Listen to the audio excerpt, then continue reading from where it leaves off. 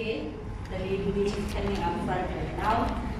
And our topic was about consequences of gender GBV in IT, right?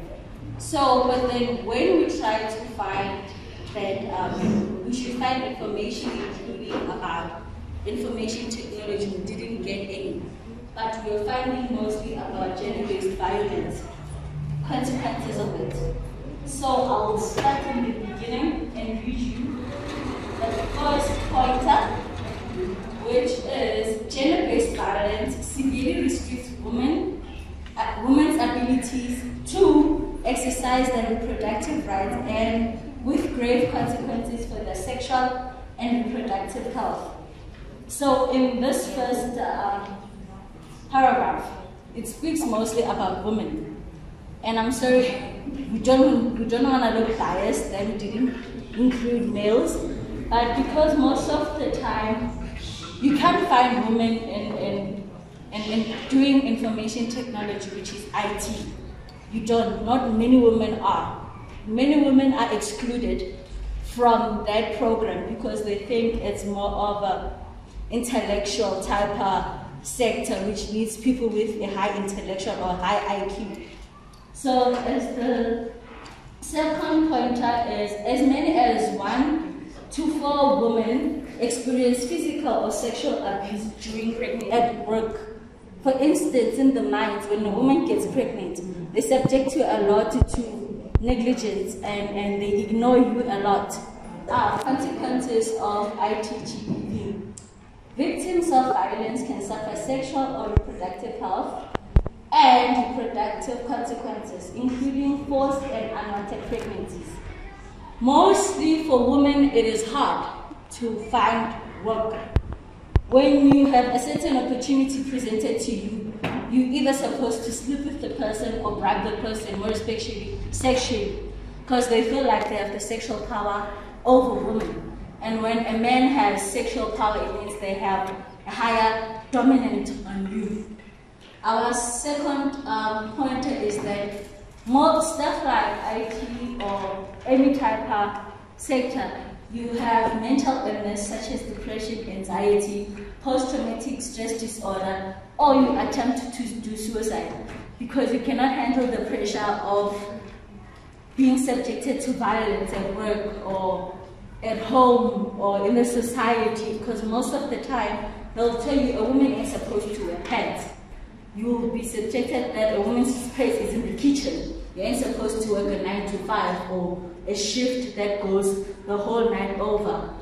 So my third point is poor social functioning skills and social isolation and minimalization, which means as a person, sometimes you're afraid to go out there and present yourself to people because you think they might emotionally criticize you or emotionally abuse you. Because emotional abuse is a thing too. Most women, we suffer it in relationships because we tend to be afraid of our partners, or our partners has a high status in the relationship which has a high dominance. Which means for a man, for a woman, you ain't supposed to earn 7 figures, a man should. You are supposed to earn less than that so that you can be dependent on the man, and that's not right. The other one is that most internet cafes you find, you have less women in it. I can say, for instance, if you take your laptop now, it is crashed, and you want to take it to Toshiba or Dell or HP, technicians of it are male. It's dominated by male, and there are less female who would work this. Most of the time, they don't see women as a person that is supposed to work. They see women as objects. They see women as punching bags. They see women as a person that is supposed to be in the kitchen, cooking, looking after kids. You're not supposed to be working, and that's another form of violence. And the other one is most cases you have male who do cyberbullying. I can make an example. I sent my partner a picture. We spoke about it.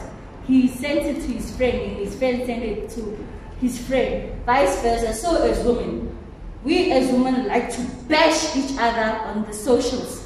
Look at her, she's fat. Look at her, she has stubby eyes. Look at her, she doesn't wear makeup, that and that. Her hair doesn't look that.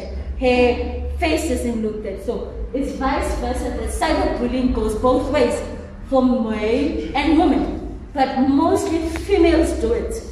I don't know what went wrong for us women to see each other as a bashing system. We do not uplift each other, we drag each other down. Because of my body size, my weight, my skin color, my hair type, anything we bash each other. And that ain't right. That's abuse too.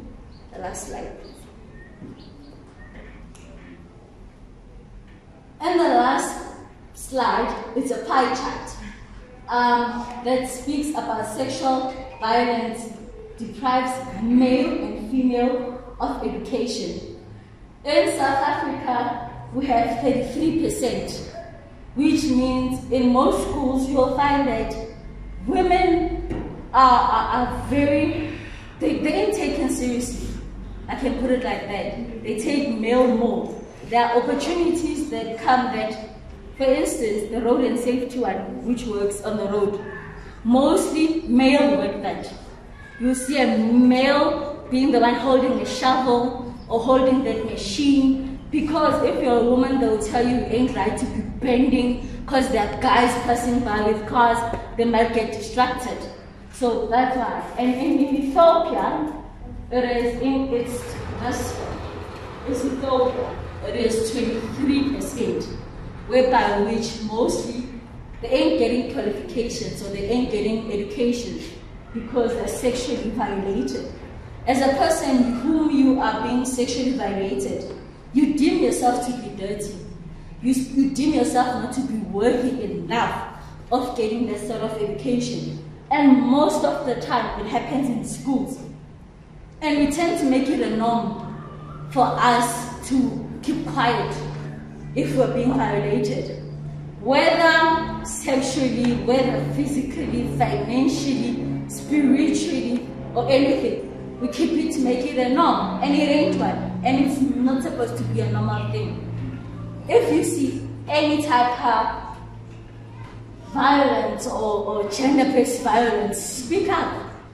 It won't hurt that you saw your friend being beaten up and you keep quiet. That your friend is being beaten up and you do know that she or he is being abused, whether at home, by their partner, or by society. Because most of the time, we tend to cringe ourselves because of society. Society has stereotypically made us into one. Oh, sorry. And then the last one will be, the second last one will be Ecuador, which is